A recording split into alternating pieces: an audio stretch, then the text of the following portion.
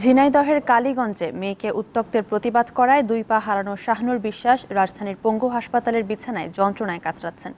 মামলা তুলে নিতে পরিবারের সদস্যদের প্রাণনাশের হুমকি দেওয়া হচ্ছে। এদিকে মামলার আসামিদের 72 ঘণ্টার মধ্যে গ্রেফতারের নির্দেশ দিয়েছে হাইকোর্ট।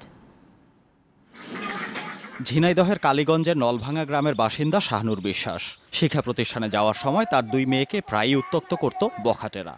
এর প্রতিবাদ করায় গত 16ই অক্টোবর বখাটেরা শাহনুরকে পিটিয়ে গুরুতর আহত করে থেতলে দেয় তার 2 পা। প্রথমে তাকে যশোর মেডিকেল কলেজ হাসপাতালে নেওয়া হয়। অবস্থার অবনতি হলে ঢাকার পঙ্গু হাসপাতালে ভর্তি করা হয় তাকে। পচন ধরায় তার 2 পা হাঁটুর উপর থেকে কেটে ফেলতে হয়েছে। আমলিকের লোকজন, আমলিক মাহবুর মেম্বার নিজে দাঁড়ায় থেকে ও ছেলে আজম, বিল্লাল,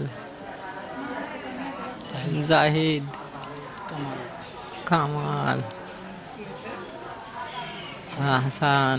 এই ঘটনায় 6 নভেম্বর 16 জনের বিরুদ্ধে মামলা করে শাহনুরের পরিবার। এরপর থেকেই আসামিরা প্রাণনাশের হুমকি দিচ্ছে বলে অভিযোগ তাদের। পুলিশে আসা কথা ধরতে পারছে না, আর আসামিরা এসে রাত্রে এসে আমার হুমকি দিয়েছে কেস তুলে নেওয়ার জন্য। ঘটনার পর বন্ধ হয়ে গেছে 2 মেয়ের শিক্ষা প্রতিষ্ঠানে যাওয়া। শাহনুরের এই পরিস্থিতিও মেনে নিতে পারছেন না স্বজনেরা। আমার ছেলের মেয়েরা যারা পঙ্গু করেছে, আমি আর বিচার চাই যে কি করে খাবে।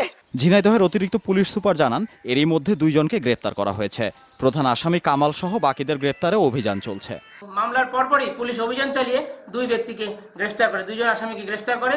বাকি আসামিদের গ্রেফতার অভিযান অব্যাহত আছে। আমরা আশা করছি অচিরেই গ্রেফতার হবে। এদিকে এই ঘটনায় আজ বিচারপতি কাজী রেজাউল হক ও বিচারপতি মোহাম্মদুল্লাহ সমন্বয়ে গঠিত হাইকোর্ট বেঞ্চ 72 ঘণ্টার মধ্যে আসামিদের গ্রেপ্তারের নির্দেশ দিয়েছে। দীপ্ত, বার্তা কক্ষ।